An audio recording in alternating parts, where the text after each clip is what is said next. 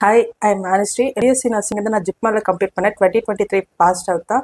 First of all வந்து நான் entire media team என்னோட ஃப்ரெண்ட்ஸ் அண்ட் ஃபேமிலிக்கு வந்து தேங்க்யூ சொல்லணும். என்னோட மெயின்ஸ் நார்செட் 7 வந்து ஆல் இந்தியா ரேங்க் 1 வாங்குறதுக்கு ரொம்பவே ஹெல்ப்ஃபுல்லாக இருந்தாங்க.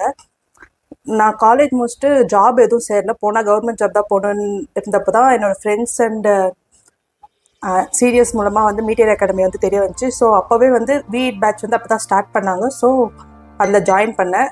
இனிஷியலாக ஜாயின் பண்ணப்போ எக்ஸாம்ஸ் எதுவும் இல்லாததால ரொம்ப சீரியஸ்னஸ் எல்லாமே கேர்லெஸ்ஸாக தான் இருந்தேன். பட் இந்த டைம் நோட்ஸ் வந்து மேக்ஸிமம் என்னால் எடுக்க முடிஞ்ச அளவுக்கு எடுத்து வச்சுக்கிட்டேன்.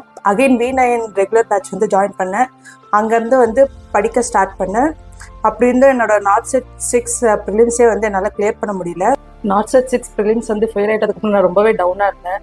அப்போது ப்ரைவேட் ஜாப் போகலாமா இல்லை அகெயின் கண்டினியூ பண்ணலாமான்னு சொல்லிட்டு ரொம்பவே டைலமாவில் இருந்தேன். இப்போ என்னோடய ஃபேமிலி வந்து ப்ரைவேட் ஜாப்லாம் எதுவும் போக வேண்டாம், நீ எக்ஸாம்ஸ்க்கே ப்ரிப்பேர் பண்ணுன்னு சொல்லிட்டு ரொம்ப சப்போர்ட் பண்ணாங்க. அப்போ ராஜ்குமார் சார் வந்து ஃப்ரீக்வெண்ட்டாக சொல்லுவார், உடனே ஃபெயிலியர் ஆகிடுச்சுன்னா உடனே கிவ் அப் பண்ணக்கூடாது, கண்டினியூஸாக படிக்கணும்னு சொல்லிட்டு. ஸோ படிக்கலான்னு சொல்லிட்டு அகைன் ரீஸ்டார்ட் பண்ணேன். ரீஸ்டார்ட் பண்ணுறதுக்கு முன்னாடி என்னோட மிஸ்டேக்ஸ் நார்செட் 6 ப்ரிலிம்ஸ் வந்து ஃபெயில் ஆனதுக்கு வந்து என்ன ரீசன் சொல்லிட்டு ஃபஸ்ட்டு செல்ஃப் அனலைஸ் பண்ண ஸ்டார்ட் பண்ணேன்.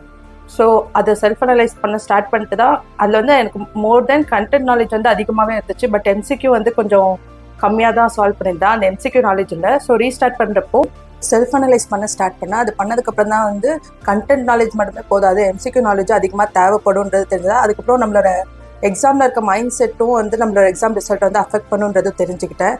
அதுக்கப்புறம் ஷார்ட் டேர்ம் கோர்ஸ் வந்து ஸ்டார்ட் பண்ணாங்க, அதுலேயும் நான் ஜாயின் பண்ணேன். 45 days வித் கிராஷ் கோர்ஸோடய போச்சு நார்செட் 7 ப்ரிலிம்ஸ் ப்ரிப்பரேஷனுக்கு. அதில் ஜாயின் பண்ணி சார் கூட வந்து சைமல்டேனியஸாக நானும் டார்கெட் ஃபிக்ஸ் பண்ணி தினமும் படிச்சுட்டு இருந்தேன். அதில் MCQ வந்து மீட்டியர் MCQ சால்வ் பண்ண கண்டென்ட் தாண்டி நிறையா நியூவாக லேர்ன் பண்ணேன். அதனோட நான் ஓன் நோட்ஸாக எடுத்து வச்சுக்கிட்டு அதை ஃப்ரீக்வெண்ட் ரிவிஷன் பண்ணிட்டு இருந்தேன். இது எல்லாமே தான் வந்து என்னோடய ப்ரிலிம்ஸ் கிளியர் பண்ணுறதுக்கு வந்து ரொம்ப ஹெல்ப்ஃபுல்லாகவே இருந்துச்சு. ப்ரிலிம்ஸில் வந்து என்னோடய ரேங்க் வந்து பர்சன்டேஜ் வந்து 97% வந்துச்சு, 97.8. ரேங்க் வந்து 1491.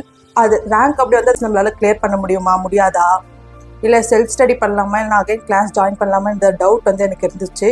அந்த டைம் தான் வந்து மெயின்ஸ் ப்ரிப்பரேஷன் கோர்ஸ் வந்து ரிலீஸ் பண்ணாங்க. சரி, ஓகே, இவ்வளோ தூரம் வந்தாச்சு, அதுவும் ஜாயின் பண்ணலான்னு சொல்லிட்டு தான் மெயின்ஸ் ப்ரிப்பரேஷன் கோர்ஸும் வந்து ஜாயின் பண்ணேன். அது வந்து ரொம்பவே பிஸி ஷெடியூலாக போச்சு.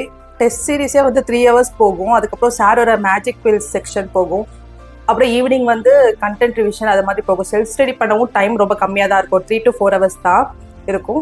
ஸோ அதுலேயும் பிஸி ஷெடியூல் ரொம்ப இதாக இருந்துச்சு.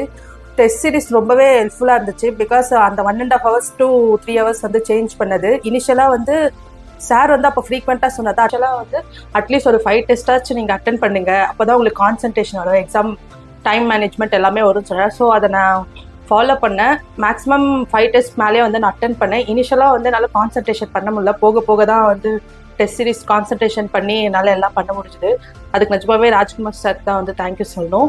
மெயின்ஸ் ப்ரிப்பரேஷன் அப்போ சார் ஃப்ரீக்வெண்ட்டாக அதுவும் சொன்னார், இன்னொன்றும் சொன்னார், எக்ஸாம் ஈஸியாக இருந்துச்சுன்னா வந்து மேக்ஸிமம் கொஷின்ஸ் அட்டன் பண்ணுங்க, அப்போ தான் உங்களால் ஸ்கோர் அதிகமாக வாங்க முடியும். அண்ட் 1000 ரேங்க்குள்ளே வந்தீங்கன்னா கண்டிப்பாக உங்களால் ஜாப் வாங்க முடியும். இதெல்லாம் தான் வந்து நான் எக்ஸாம் எழுதுறப்போ ஃப்ரீக்வெண்ட்டாக என் மைண்டில் வந்து ஓடிக்கிட்டே இருந்துச்சு. இதெல்லாமே வந்து எக்ஸாம்ஸில் வந்து நான் ஃபாலோ பண்ணேன். அண்ட் எனக்கு வந்து ஆல் இந்தியா ரேங்க் 1 வந்திருக்கு. நிஜமாவே இது அன்எக்ஸ்பெக்டட் தான். பட் சாரோட கைடன்ஸ் அண்ட் இது எல்லாமே தான் என்னோட ஆல் இந்தியா ரேங்க் 1 வாங்குறதுக்கு வந்து ரொம்ப ஹெல்ப்ஃபுல்லாக இருந்தது. Thank you so much for the entire media team and especially Rajkumar sir.